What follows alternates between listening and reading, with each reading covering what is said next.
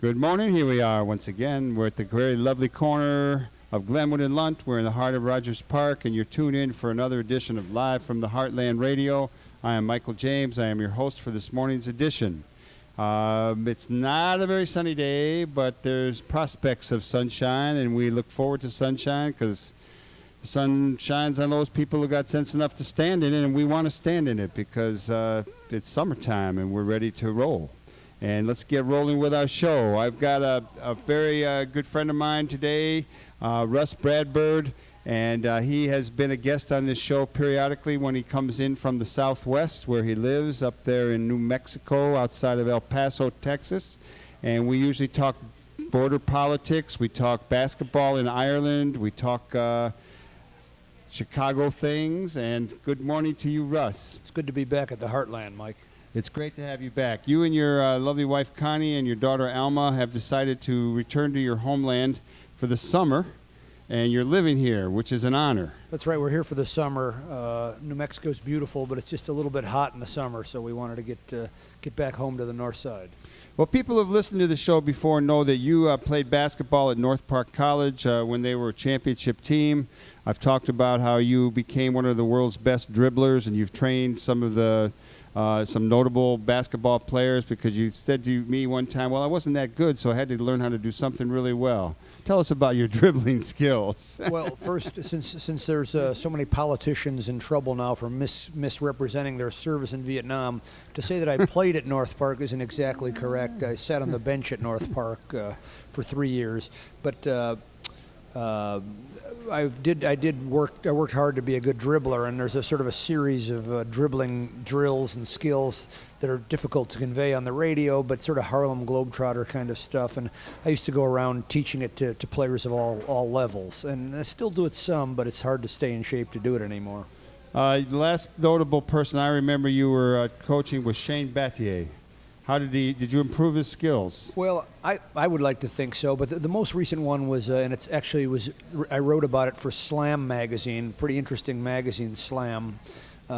It's all basketball, but sort of has a hip-hop kind of edge to it. And for Slam, I did a piece on working with Jared Bayless of the Portland Trailblazers, and interesting guy. He was 20 years old when I worked with him, but a 20-year-old millionaire.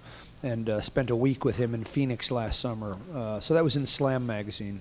Well, you've turned out to be quite a writer. You were a basketball coach. You coached at UTEP. You coached at New Mexico State. You were assistant to some major coaches, Haskins at UTEP and Henson at New Mexico State. What was your role as a coach, and what was your reason to get out of coaching? Well, any college coach, the most important aspect of it is recruiting. And so as a Chicago native, I sort of went to my Chicago ties and recruited a lot of Chicago kids, both to UTEP and New Mexico State. And it was interesting work, and I got to know this. I knew the city better.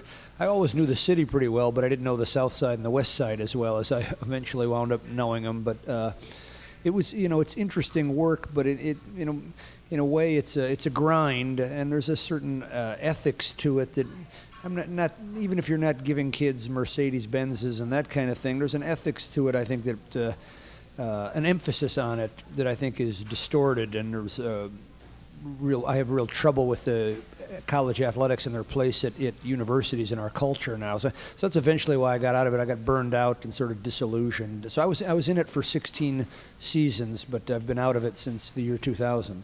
Well, one of the things that I liked that you said to me was that the basketball coaches at these major universities make more than, what was your exact quote? More than X amount of people put together. Well, for example, at New Mexico State, where I teach now, I teach in the graduate program, so I don't teach freshman English, but we have 40 freshman English teachers. And the basketball coach and the football coach make more than the 40 English teachers combined.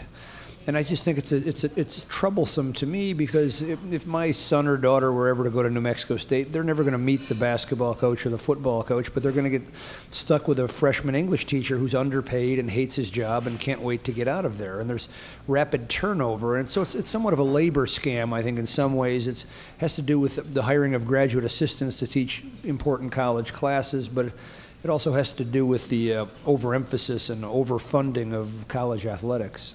Well, you moved from coaching basketball to running youth programs, basketball in the barrio, which we want to talk about, and you've become quite a writer. Why don't you give us a little bit of a background of how you got into writing?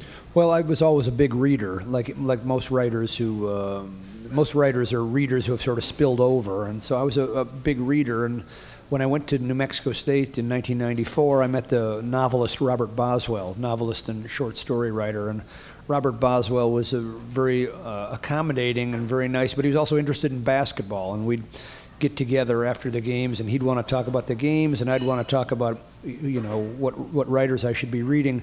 I started sitting in on his classes and wound up quitting coaching in 2000 to get a graduate degree from New Mexico State in their fiction program. And I haven't coached at a university since, but as you know, I went to Ireland after that.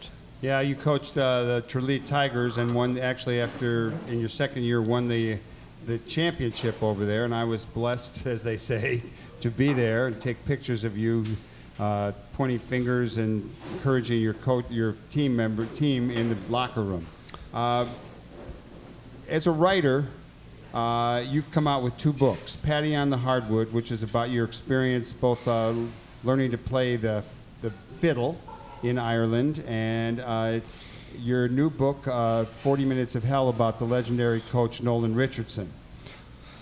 You working on another book? Well, yes, but I'm enjoying a little bit of downtime, but I am working on it. The first 2 are nonfiction books. Patty on the Hardwood chronicles my time in Ireland. Mostly focuses on the first season where we came in last place, and I was struggling to learn the Irish fiddle as my team plummeted into a 10-game losing streak. But the next book, as you mentioned, is 40 Minutes of Hell. It's the Nolan Richardson story, and he's a pioneering black coach from El Paso, a Spanish speaker, really interesting guy. And in fact, Nolan Richardson's team is in town tonight, which some of your listeners might be interested in. He's now the WNBA coach of the Tulsa team, and they're playing out at used to be the Rosemont Horizon. What do they call it now? It's the Allstate Arena. Thank you. We have a caller on line 2. No more calls. The Allstate Arena. So the Tulsa Shock is playing tonight. But so my second book was a sort of a examination of the history of black coaches through this Nolan Richardson's life. But now I'm trying to finish a collection of short stories that I've been working on for a decade now.